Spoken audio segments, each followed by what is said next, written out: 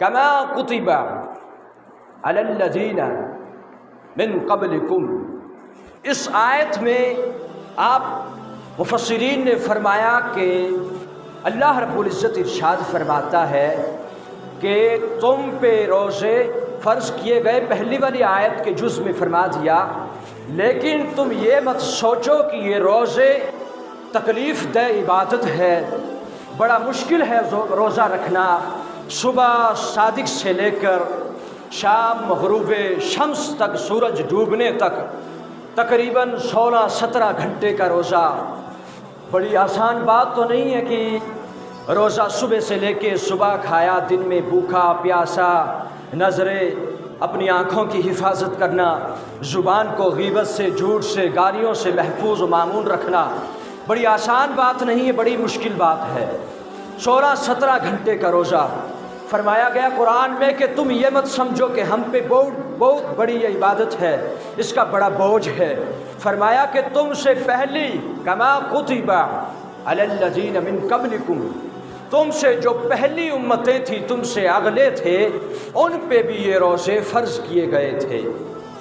حضرت آدم علیہ نبینا علیہ الصلوۃ والسلام کے بارے میں ہے، مفسرین نے فرمایا کہ آپ ایام بیض کے روزے رکھتے تھے۔ ایام بیض سے مراد ہے چاند کے مہینے کی 13 اور 14 اور 15 تاریخ۔ اور حضور علیہ الصلوۃ والسلام فرماتے مجھے یہ روزے بڑے پیارے تھے، بڑے محبوب تھے، میں ان روزوں کو چھوڑتا نہیں تھا۔ اور فرمایا کہ دوسرے نبی حضرت عیسیٰ علیہ نبینا علیہ الصلوۃ والسلام کے بارے میں ہے کہ آپ پر رمضان کے روزے فرض کیے گئے تھے، لیکن نیچے چل کے فرمایا کہ قدرت کا نظام، قدرت کا طریقہ یہ دیکھو کیسا ہے کہ موسم بدلتے رہتے ہیں، کبھی سردی ہوتی ہے، کبھی گرمی ہوتی ہے، کبھی برسات کا موسم ہوتا ہے، کبھی وہ درختوں سے پتے جھڑنے کا موسم ہوتا ہے، لیکن فرمایا گیا کہ ایسے ہی روزے کبھی گرمیوں میں آتے ہیں، کبھی سردیوں میں آتے ہیں۔ حضرت عیسیٰ علیہ السلام کی جو قوم تھی وہ قوم کہتی تھی کہ جب روزے سردیوں میں آتے تھے تو وہ روزے رکھ لیتے تھے، لیکن جب گرمیوں میں روزے آتے تھے تو وہ روزے نہیں رکھتے تھے، کہتے تھے کہ روزے جب سردیاں آئیں گی، جب سردیوں میں آئیں گے، جب سردیاں آئیں گی تو تب رکھ لیں گے۔ آپ وہ قوم 30 کے بجائے کہتی تھی ہم 50 روزے رکھ لیں گے، لیکن حضرت علی رضی اللہ تعالی عنہ نے تفسیر عزیزی میں فرمایا کہ آپ فرماتے ہیں کہ روزہ جو ہے ایک اصلی اور قدیم، بہت پرانی، کئی سالوں سے، کئی صدیوں سے چلتی آ رہی یہ عبادت ہے جو ہر امتوں پر فرض تھی۔ حضرت موسیٰ علیہ الصلوۃ والسلام پہ آپ یوم عاشوراء کے روزے رکھتے تھے۔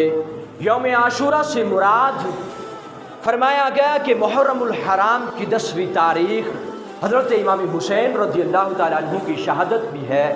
اور اس کے پیچھے وجہ کیا تھی؟ آپ حضرت موسیٰ علیہ نبینا علیہ الصلوۃ والسلام تو حضرت امام حسین سے پہلے کے تھے،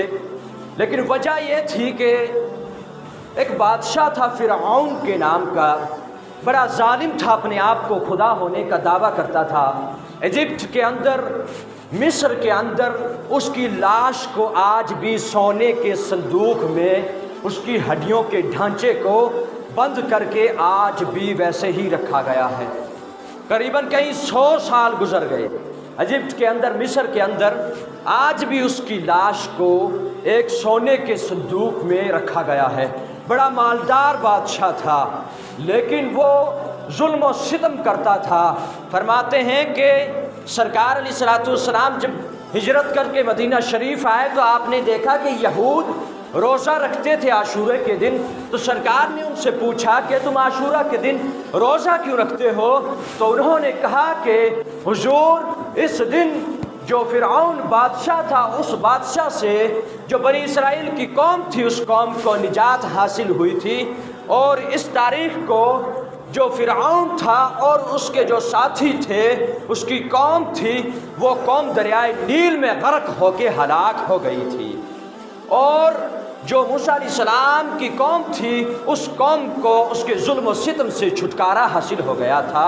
اس لیے ہم روزہ رکھتے ہیں اور اس تاریخ کو موسیٰ علیہ السلام نے بھی روزہ رکھا تھا۔